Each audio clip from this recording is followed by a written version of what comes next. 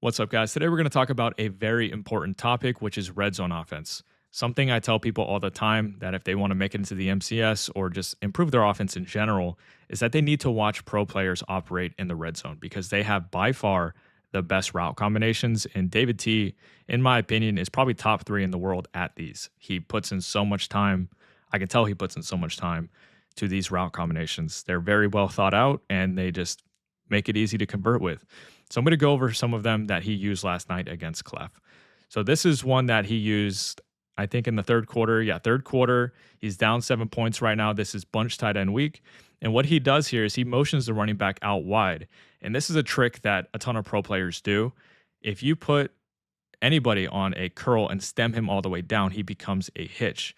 Anytime you have a hitch kind of on the numbers or around the numbers, what that's going to do is pull flat zones down. So the guy I want you to pay attention to is this cornerback. Clef has his flat set to 10. Notice how he drops to the goal line.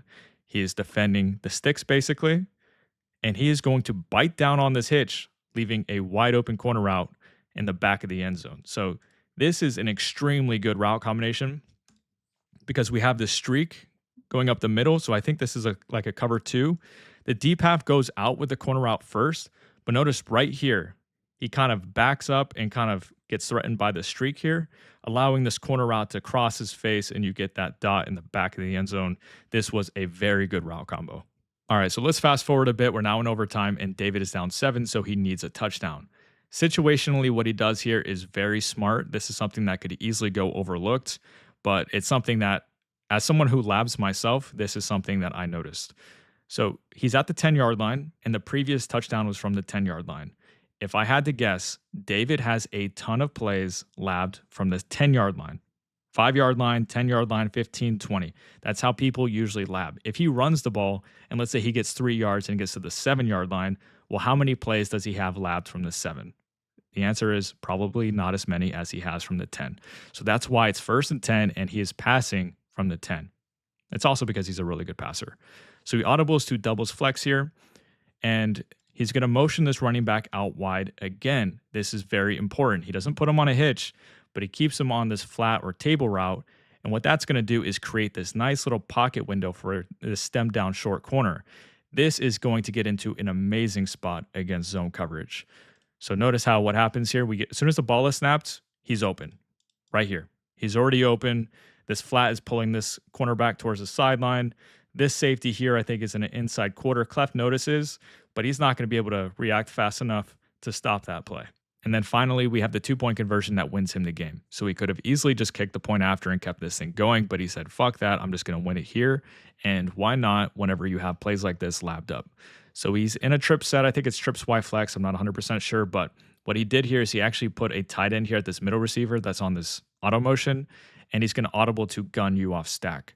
That's not super important. It's just kind of a nerdy detail because when you audible to a formation where you have a cheat motion like this, you can usually keep the hot routes that player is on. So this is a tight end, but he has slot receiver routes right now. And when you audible to like a gun you off stack, for instance, you can keep the slot receiver routes if you want to, but I think he just ends up going with a tight end corner, which is totally fine. And the final route combo is going to look like this. So he has this hitch. Remember what we talked about with hitches? That's going to keep things down usually. Sometimes they'll just be open if they don't have like a 5-yard hook or something. But you have this tight end corner going along the back of the end zone, and I assume that's going to be his first read. The game-winning route is actually the drag, but we'll get to that in a second. So we'll go ahead and snap the ball here. He's going to be looking at this tight end along the back of the end zone, and Clef, being the amazing defensive player he is going to see that, and he's going to switch to this tight end and take it away. So if David threw that, he is throwing a pick and Clef is winning the game. But David notices, he's patient, and he hits this drag across the middle and wins the game. And just look at him get hype. I mean, that's just a masterclass in the red zone. Both of these guys just played really great all game, to be honest. David just ended up having the ball last and went for the 2-point conversion, and he got rewarded. So this was just really, really fun to watch. I'll go ahead and play this again. Halfback streak is going to pull these two guys, hold them right here, give some space for this drag coming across the middle, and he hits it. So amazing job by David, and congrats to him.